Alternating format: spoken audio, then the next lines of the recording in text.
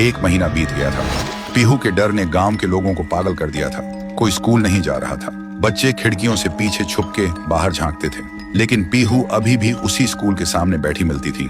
जुबान पे एक ही लफ्ज, मुझे भूख लगी है। फिर एक दिन गांव में एक बड़ा तांत्रिक आया।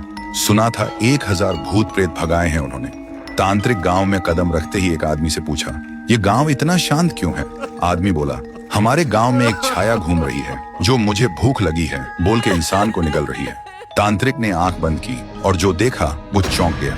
फिर उन्होंने गांव वालों को बुलाया और बोला, वो बच्ची की आत्मा किसी वस्तु में बंद है, हमें उसका असली घर ढूंढना होगा, वहीं कुछ मिल सकता है।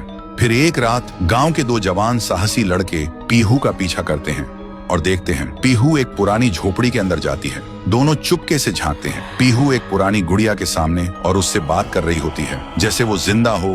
दोनों देखकर चौंक जाते हैं। फिर अगली सुबह वही 2 लड़के झोपड़ी में जाकर वो डॉल उठाते हैं और ले जाते हैं तांत्रिक के पास। तांत्रिक डॉल को देखकर चिल्लाता है, यही है, इसी में बंद है वो बच्ची की आत्मा, इसे आग में जलाना होगा तभी सब खत्म होगा। फिर रात में तांत्रिक गुड़िया को आग में डाल के हवन करता है, जोर जोर से मंत्र जप करता है। तभी एक भयानक चीख गूंजती है, मैं भूखी हूँ।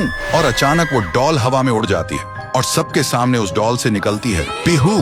और जिन लोगों ने उस डॉल को छुआ था उनके शरीर एक एक करके पंडित जैसे फट जाते हैं। ये सब देखकर तांत्रिक भागने लगता है, लेकिन अचानक रास्ते बंद हो जाते हैं। वो पलट के देखता है, उसके सामने खड़ी होती है पीहू और वो बोलती है, तू मुझे जलाना चाहता था, अब तू जल। एक ही सेकंड में तांत्रिक के शरीर में आग लग जाती है और वो जलकर राख हो जाता है। उस रात के बाद गांव वालों को सब समझ आ गया था। पीहू ने सिर्फ उन्हीं को मारा जिन्होंने उसे दर्द दिया था, भूखा छोड़ा था, बाकी सब लोग ठीक थे। अगली सुबह गांव के सब लोग पीहू के सामने खाना लेकर आए और रो पड़े। बोले, हमें माफ कर दो, हमने तुम्हें भूतनी समझा, लेकिन तुम तो देवी हो जो सिर्फ भूखी थी। पीहू ने एक मुस्कान के साथ थाली में से एक निवाला उठाया और जैसे ही उसने वो खाया उसका रूप हल्की रोशनी में बदलने लगा। फिर वो हवा में मिल गई। उस दिन के बाद पीहू कभी नहीं दिखी। तब से वो गांव वापस वैसे ही हो गया, शांत, प्यारा और खुशी से भरा। तो दोस्तों, अगर कभी कोई भूखा बच्चा दिखे तो उसे भिखारी समझ के नजरअंदाज मत करना। क्या पता वो तुम्हारी इंसानियत का इम्तिहान हो। कमेंट करो, पीहू अब भूखी नहीं है, अगर तुम सच में एक इंसान हो।